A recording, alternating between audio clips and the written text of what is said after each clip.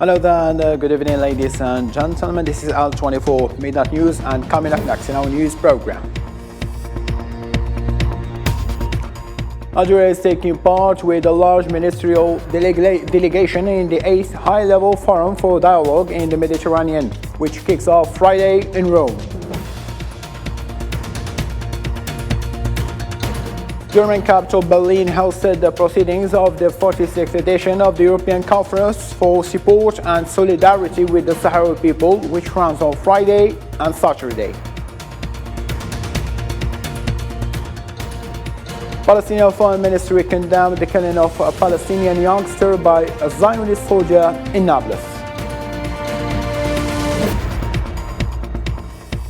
The Kremlin on Friday rejected US President Joe Biden's conditions that Russian troops fully withdraw from Ukraine before he speaks with President Vladimir Putin.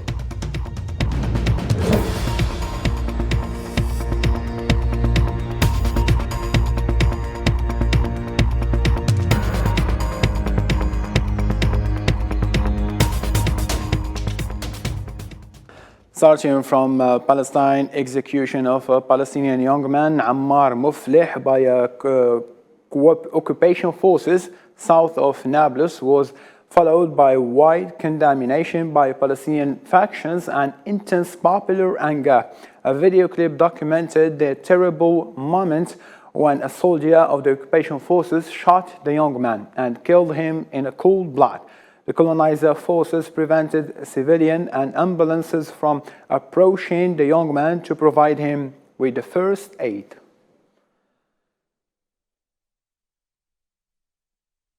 The Turkish Foreign Minister stated Friday that Washington and Moscow have failed to meet promises to clear Syria's border with Turkey from Kurdish fighters, forcing Ankara to intervene.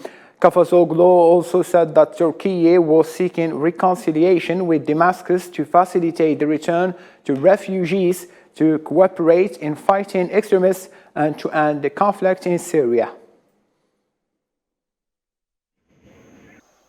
And we believe that without reconciliation between the moderate opposition that's recognized by UN Security Council resolution and the entire world and the regime, therefore, we need to engage with the regime as well to be more constructive at the Constitution Committee meeting and also in Astana format meetings.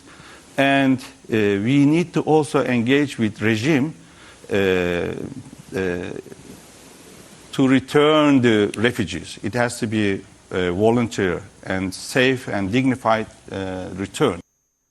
The 8th edition of the Rome Mediterranean Dialogue kicked off on Friday. Algeria presented its vision regarding recent developments on the international scene. Foreign Minister Mr. Abdallah Mamra highlighted its recommendations with the aim of achieving peace in the world. Hussein Berkan. The works of the 8th edition of the Mediterranean High-Level Dialogue Forum kicked off today. This year's session comes in the midst of escalating tensions and crises to witness discussions on issues of international dimension. Algeria is participating in the work of the forum with an important ministerial delegation led by the Foreign Minister Abdallah Mamra. The Algerian delegation took the opportunity to highlight Algeria's contributions to the promotion of peace and prosperity in the region, present its vision regarding recent developments in the international arena, and propose its recommendations with the aim of achieving peace in the world.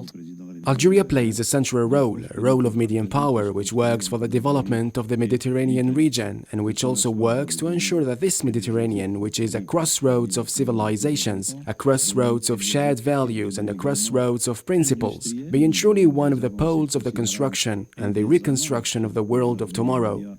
Kuwait Petroleum. The Mediterranean Forum came in the context of Algerian-Italian relations that are characterized by a special dynamic and remarkable progress that heralds a promising future. Algeria is also working to ensure that there are African solutions to the problems of Africa and Arab solutions to the problems of the Arab world. This at a time when the world has reached a certain level of development and interconnection which has produced an imperfect and incomplete globalization. The High-Level Mediterranean Dialogue Forum, launched by the Italian government in 2015 in a partnership with the Italian Institute for International Politics Studies, annually receives high-level officials, including heads of states, ministers and representatives of regional organizations and research institutions from both sides of the Mediterranean, with the aim of promoting dialogue and cooperation to face the various challenges facing the Euro-Mediterranean space.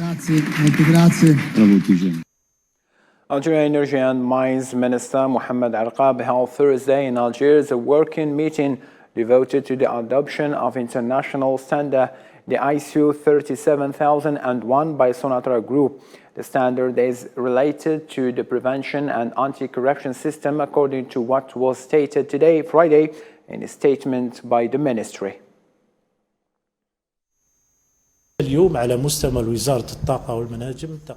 Within the framework of modernizing the governance and management system in the Sonatrach company, a presentation was made today at the level of the Ministry of Energy and Mines on a joint initiative regarding the adoption of the international standard ISO 37001 related to the system of prevention and combating corruption. This system and ensuring implementation as required by the requirements of this standard. This initiative comes to strengthen procedures and systems to improve governance and extinguish transparency in the Sonatrach company. This initiative also falls within the framework of the government's general policy to improve the governance and management of public institutions and prevent and combat corruption. Participants in the International Parliamentary Conference in support of self-determination in Western Sahara held in German capital Berlin decided to hold the next meeting in Algeria in return for its continuous support for the right of Sahrawi people to self-determination, independence and refugee protection, calling on other parliaments around the world to join in supporting the struggle for the right of the Sahrawi people to self-determination and independence. And the theme for an independent Western Sahara, the 46th European Conference of Support and Solidarity with Sahrawi People, the UKOKO, began today in Berlin, Germany. Mohammed Khatel.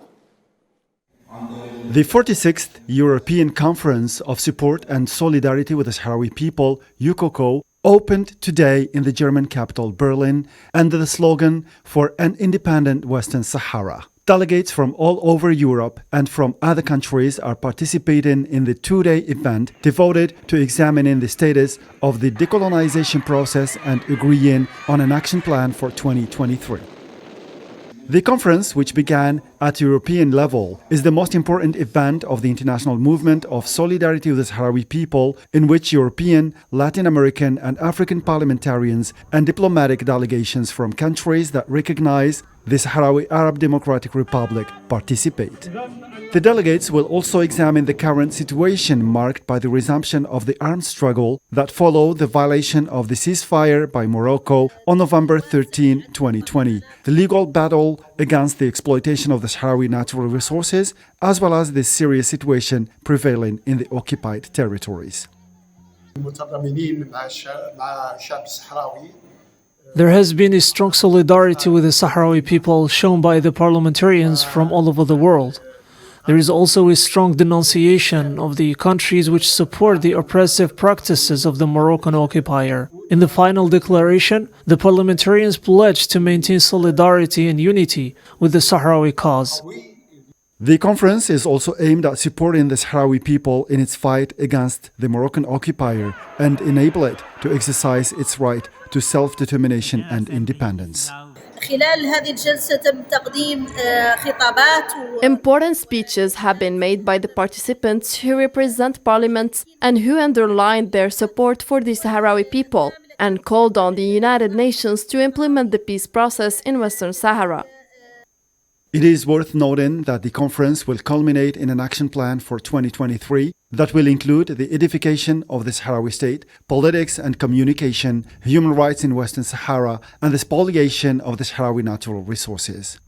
The European Conference of Support and Solidarity with the Sahrawi people has been taking place since the beginning of the conflict in 1975 in one of European cities. Tunisian President Kais Saied affirmed that his country is committed to its social role and will continue to support basic materials. Saied's statement comes in the wake of the accusation of the Secretary General of the Tunisian General Labour Union that the government tends to remove subsidies and its inability to confront the economic crisis in the countries that the country is going through. Many organizations, bodies, and political parties will be participating in the popular protest march under the slogan "All Against High Prices and Oppression." The march is organized by the trade union denouncing the conditions and the dire living conditions in which Moroccan people are foundering. Still in the African continent, Burkina Faso's interim president, Captain Ibrahim Traoré, has told civil society groups there was a recent coup attempt against his government on Monday. Hundreds of people presenting themselves as Traoré supporters gathered in the capital to denounce an attempt to destabilize the regime.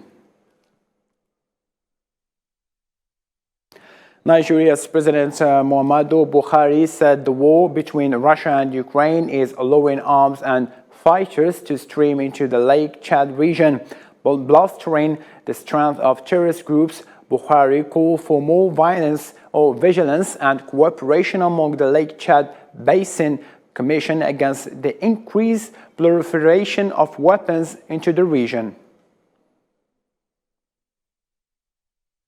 Italian President Sergio Mattarella received on Thursday his Mauritanian counterpart Mohammed Ould Sheikh Al Ghazouani. The two sides held talks devoted to areas of cooperation between the two countries and ways to enhance them to serve the common interests of the two friendly peoples. According to the Mauritanian news agency, the Mauritanian president landed on Thursday in the Italian capital Rome to participate in the 8th edition of Mediterranean Dialogues Forum.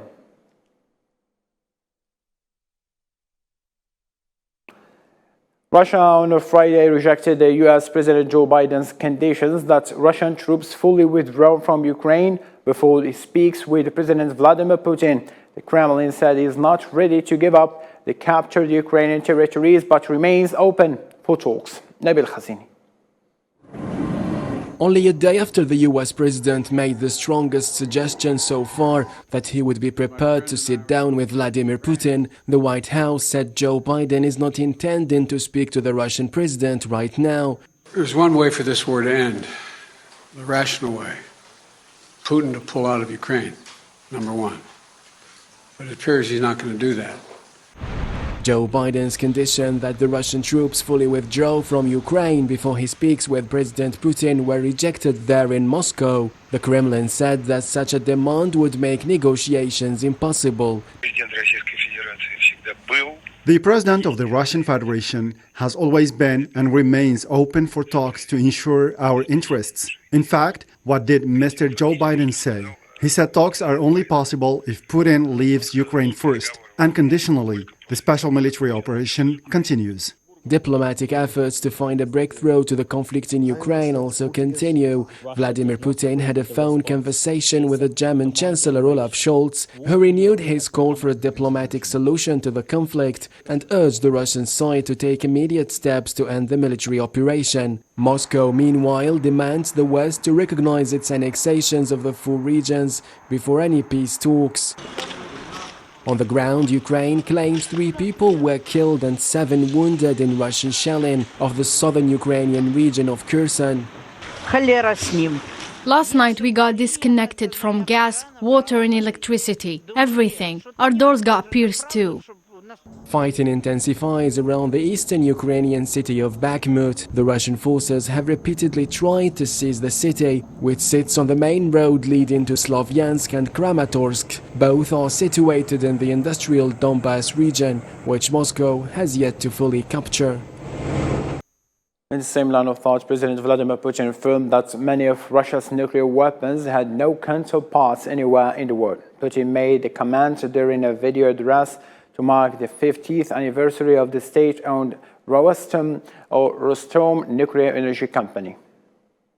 Росатом вносит огромный вклад в укрепление потенциала сдерживания. Rosatom gives a big input in strengthening our holding potential, accelerating power of our nuclear triad, developing and setting up to combat duty perspective battle systems and military weapons. Many of them have no counterparts in the world. Today, Russia has the kind of technology in using nuclear energy which provides our country long-term strategical competitive power between other nuclear club countries. A security organization born in the Cold War to maintain peace in Europe ended a high-level meeting on Friday without a final resolution, underlying the existential crisis it is facing amid a conflict in Ukraine. The Organization for Security and Cooperation in Europe makes decisions based on the consensus of all members, which made it impossible for the vast majority that supports Ukraine to get through a final resolution opposing Russia's aggression. Demand for justice will, this kind of atrocities committed in front of the very eyes of the international public opinion, I'm absolutely sure that this demand for justice will continue and will prevail, and it will turn out to be successful. Thank you. Still in Europe, Hungary's Prime Minister said Friday that Budapest will continue to oppose the European Union plan to provide a €19 billion aid package to Ukraine in 2023. Orban proposed that each of the EU's 27 member states withdraw from its own budget to provide assistance to Ukraine through bilateral agreements. És nem is fognak. Magyarország biztosan meg fogja adni. Kénytelen, kelletlen, de belátja. Despite its economic difficulties, Hungary has no choice but to recognize the need to help Ukraine. The question is how to help Ukraine. There are two proposals on the table. One proposal says that we should use the budgets of the EU member states to take out new loans together and use the money from the loans to give to Ukraine. We are not in favor of this because we do not want the European Union to become a community of indebted states instead of a community of cooperating member states. Therefore, we do not support any policies that the EU wants to finance by borrowing together, not only in relation to Ukraine, but in general. Bringing an end to days of arguments, European Union countries have agreed to put a cap on Russian oil prices of $60 per barrel. Under the agreement, countries will ban the insurance and shipping firms from facilitating Russian oil shipments to the third countries if they are sold above the capped price. On the other hand, the chair of the Russian Lower House's Foreign Affairs Committee said the EU is risking its own energy security by setting a price cap on the price of Russian seaborne oil.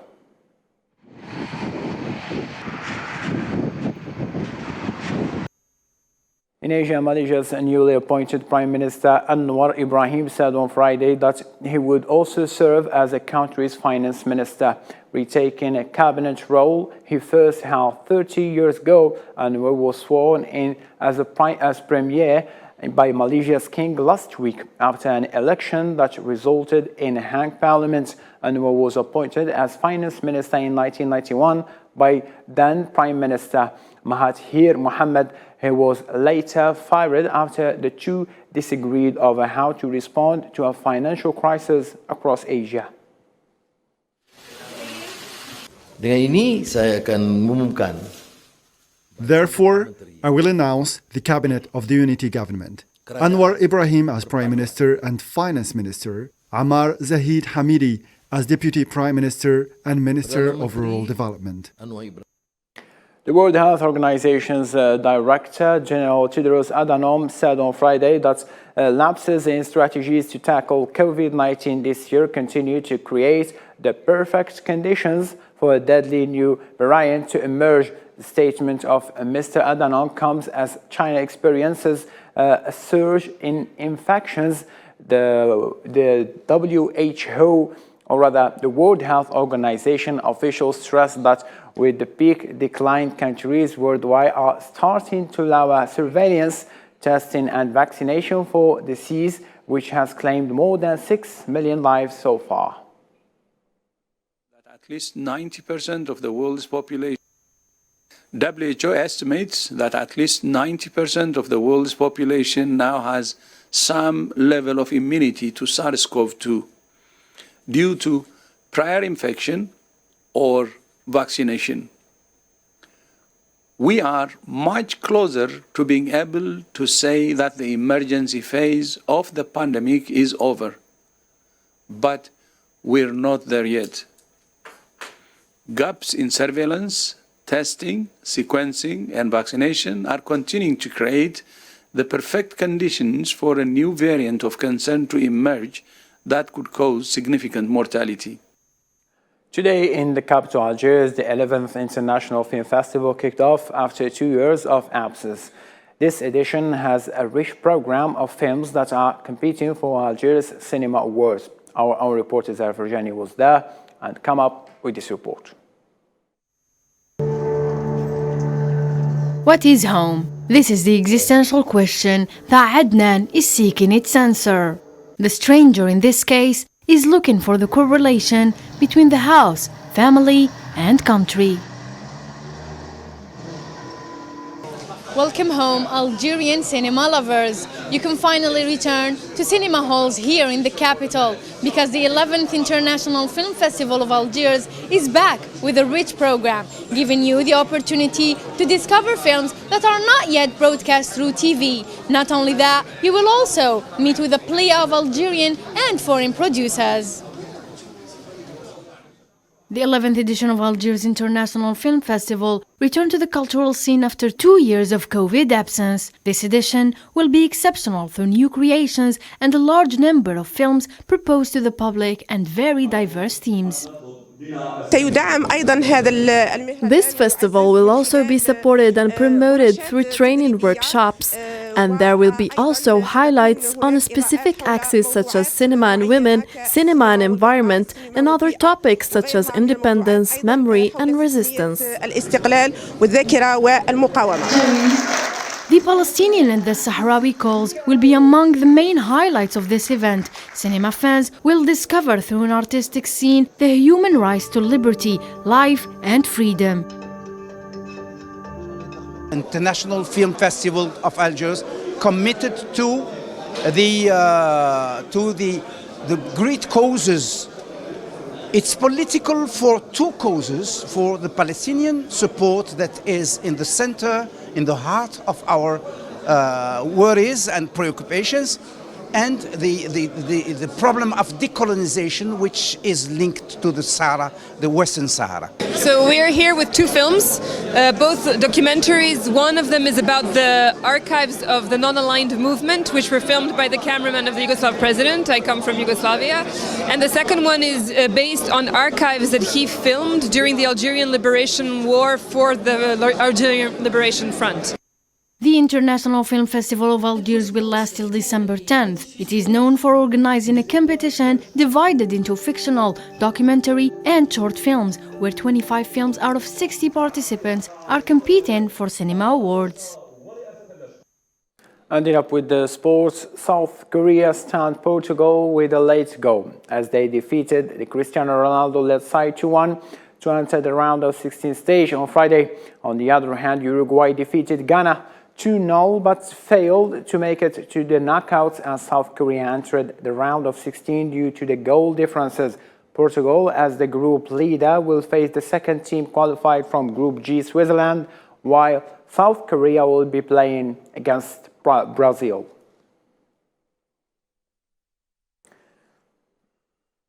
And in the other group, after a stalemate of 90 minutes, Vincent Aboubakar scored for Cameroon in added time and got sent off after getting a second yellow card for taking his shirt off to seal a famous 1-0 win over Brazil. The African nation, however, failed to make it to the round of 16 on the account of Switzerland beating Serbia 3-2 to pass through the next stage alongside Brazil. And on what followed, the table of the results.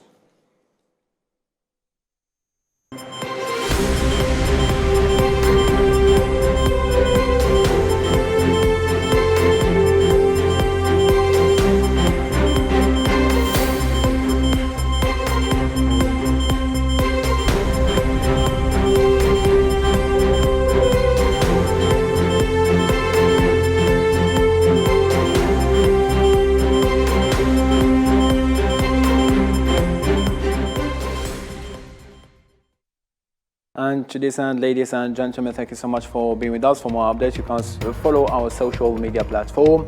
And for now, good night.